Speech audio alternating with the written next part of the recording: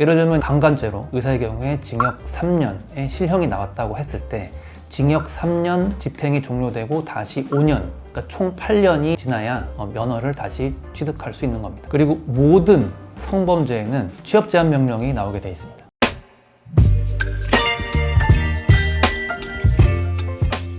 안녕하세요. 법무법인 S 형사팀 대표 임태호 변호사입니다. 저희 법무법인 S는 네이버 성정 카페를 운영하고 있습니다. 성범죄 사건의 법적 대응에 관한 생생한 정보와 회원들의 후기를 제공합니다. 얼마 전 그 JTBC에서 이제 의사의 성범죄에 관한 인터뷰를 했었는데, 업무 수행 중에 저지른 그런 성범죄는 벌금이 나오는 경우가 거의 없거든요. 합의를 어떻게든 하면 그래도 조금이라도 벌금 가능성이 생기지 않겠냐, 이런 생각에서 업무 수행 중 성범죄를 저지른 의사들은 거의 무조건적으로 면허가 박탈되는 그런 형량을 받는 게 마땅하죠, 사실. 지명 관계상 좀 간략하게 답변 드릴 수밖에 없었어요. 그래서 오늘 영상에서는 의사의 성범죄에 관하여 좀 상세히 설명을 드리도록 하겠습니다.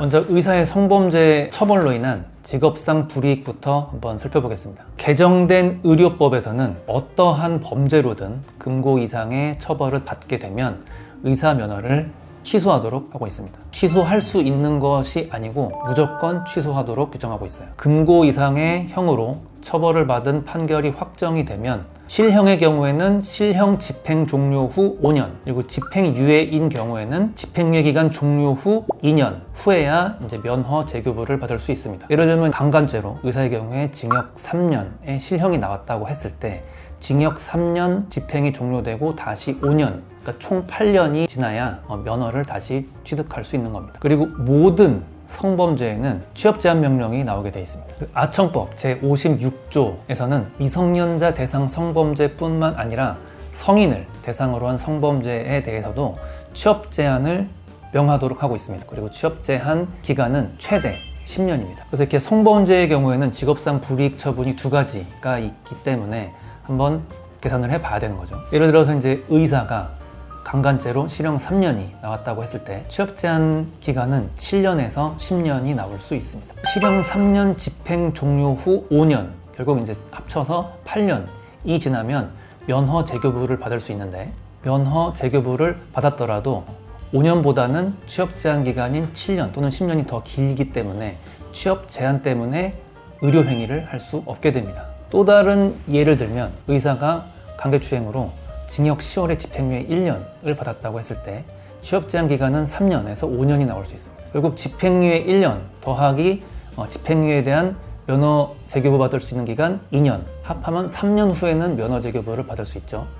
그런데 집행유예 기간 끝난 다음부터 3년에서 5년의 취업 제한 기간이 있기 때문에 결국 취업 제한 때문에 의료 행위를 할 수 없게 됩니다. 그래서 일단 기간만으로 보면 면허 취소보다는 취업 제한 기간이 더 긴 것이 보통입니다. 면허 취소 때문이 아니라 취업 제한 때문에 의료 행위를 못하는 거죠. 그래서 이에 대한 대응 방안이 무엇이냐? 면허 취소에 대해서는 만약에 그 사안이 벌금형 가능성이 조금이라도 있다면 벌금형을 목표로 사건 수행을 하는 겁니다. 만약 금고 이상의 형이 나왔을 때 면허 취소는 예외가 없습니다. 무조건 취소가 되게 돼 있어요. 다만 취업 제한에 대해서는 취업 제한은 예외가 있습니다. 원칙적으로는 취업 제한을 하도록 하고 있지만 예외적으로 특별한 상황이 있으면 취업 제한을 면제할 수 있습니다. 그렇기 때문에 취업 제한 제외 사유를 재판부에 어필을 해야 되는 거죠. 이제 의사의 성범죄는 더 엄격하게 또는 의사에게 더 불리하게 처벌이 되는가에 대해서 설명을 드릴게요. 사실 이제 의사의 성범죄에 대해서 사회는 아주 엄격한 시선으로 보고 있습니다. 언론에서는 지속적으로 의사의 성범죄에 대해서는 면허가 박탈되는 방향으로 형량이 나와야 한다라고 하는 기사들이 많이 나오고 있어요. 그리고 실제로 의사의 중범죄, 금고 이상 처벌을 받은 중범죄에 대해서는 면허 박탈이 되는 방향으로 의료법 개정도 되었죠. 이러한 시선 속에서 의사에게는 의사에게 더 불리한 잣대로 유무죄가 평가가 되는가부터 살펴보겠습니다. 유형을 두 가지로 나눠보겠습니다. 일단 의료행위와 무관한 범죄에 대해서는 다른 일반인들과 다른 잣대로 평가하지 않습니다.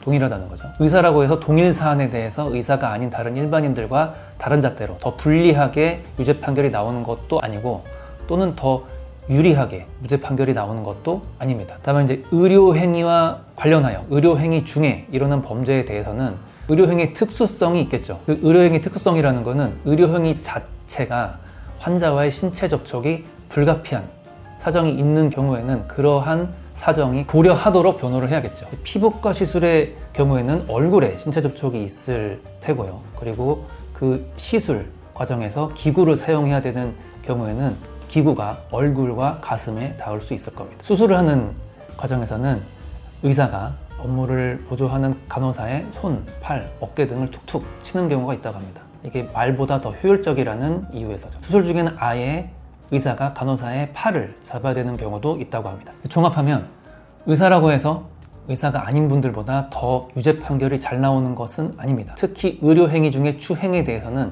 의사가 아닌 분들보다 의료행위 특수성을 고려해서 이거는 추행이라고 평가될 수 없다라고 주장할 만한 사유가 많은 것도 사실이죠. 일반 회사에서 직장 상사가 업무를 가르쳐 주겠다며 팔을 잡는다거나 어깨를 감싼다면 이건 분명히 추행이 될 수 있겠죠. 그러나 의료행위의 경우에는 그렇지 않다라고 설명할 수 있는 여지가 생길 수 있습니다. 다음 이제 양형에 대해서 살펴보겠습니다. 유죄 판결이 나온다면 그 형량은 의사가 일반인보다 더 불리하게, 더 세게 나올 것인가? 이것도 유형을 나눠보겠습니다. 의료행위와 전혀 무관한 범죄의 경우에는 일반인보다 더 세게, 더 불리하게 나온다고 볼 수 없습니다. 예컨대 의사가 불법 촬영물을 시청했다고 해서 벌금형이 나올 사건이 징역형이 나오진 않습니다. 또는 징역형의 집행유예가 나올 사건이 실형이 나오진 않습니다. 또 의사가 업무와 무관하게 클럽에서 술을 마시다가 다른 여성을 추행했다고 해서 벌금형이 나올 사건이 징역형이 나오진 않습니다. 그리고 이러한 경우에는 피해자와 합의가 잘 되고 양형제로 제출이 잘 된다면 오히려 취업 제한이 나오지 않을 가능성도 높습니다. 그러나 이제 의료행위와 관련한 범죄에 있어서는 양형에 있어서 매우 불리합니다. 의사가 이제 환자를 진료하는 척 환자의 엉덩이 또는 가슴을 만지는 경우가 있죠. 이것은 추행입니다. 그리고 의사가 마취 중인 환자의 유사성행위까지 하는 경우도 있었습니다. 이건 준강간 또는 준유사강간이죠. 의료행위 중에 성범죄에 대해서 유죄 판결이 나온다면 의사가 아닌 분들보다 형량은 셀 수밖에 없습니다. 의사와 환자의 신뢰 관계에 대한 중대한 배반 행위고 그러한 행위를 한 그 의사가 더 이상 그 직무를 수행할 수 없도록 해야 한다라는 사회적 공감대가 이미 형성이 되었기 때문이죠. 이 경우에는 사실 일반인과 형량을 비교하는 것 자체도 무의미합니다. 가슴을 만지는 동일한 추행이라고 하더라도 의사가 자기 환자의 가슴을 만지는 것과 일반인이 다른 여성의 가슴을 만지는 것을 동일선상에서 비교할 수도 없는 거죠. 이러한 의료 행위 중에 추행, 간음에 대해서는 취업 제한이 반드시 나옵니다.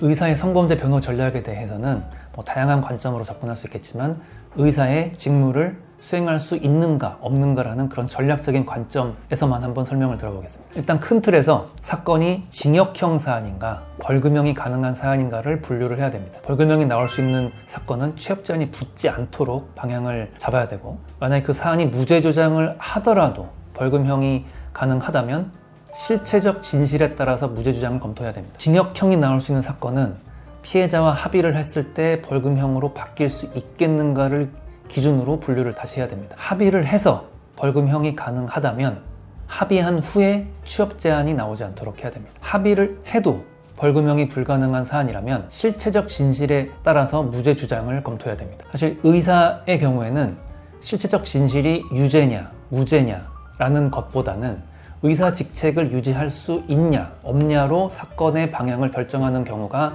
많고 대부분입니다. 물론 이에 대해서 언론의 비판도 있습니다. 의사가 오직 직업을 유지할 수 있는 전략만을 구할 뿐이고 실체적 진실에 따른 주장은 하지 않는 것처럼 보인다라는 비판을 하는 거죠. 그 비판은 의사의 성범죄가 실체적 진실이 유죄가 맞는데 전략적으로 무죄 주장을 하는 경우에는 그 비판이 맞는 비판일 거예요. 근데 실체적 진실이 무죄가 맞는데 전략적으로 유죄 인정을 하는 경우에는 오히려 그 비판이 맞지 않는 비판이겠죠. 오히려 의사이기 때문에 자신의 직을 상실할 가능성을 1%라도 줄이기 위해서 없애기 위해서 전략적으로 눈물을 머금고 그냥 인정하고 합의하는 경우가 정말로 많습니다. 반면 어차피 징역형이 나올 사안이므로 에라 모르겠다 라고 하고 무죄 주장을 하는 경우는 거의 없습니다. 왜냐면 이런 후자의 경우에는 유죄 판결이 나온다면 실형이기 때문이겠죠. 의사라서 실체적 진실에 따른 주장을 하지 못하고 전략적으로만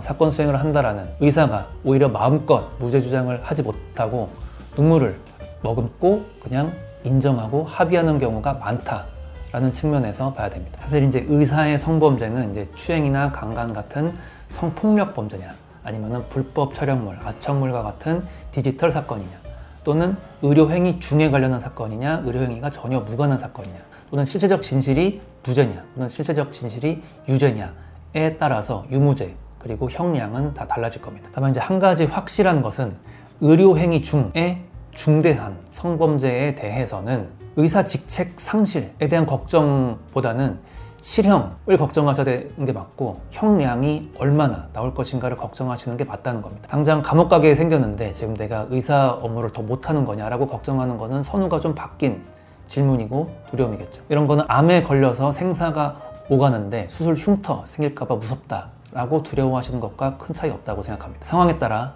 올바른 결정을 하시기 바랍니다. 이상입니다.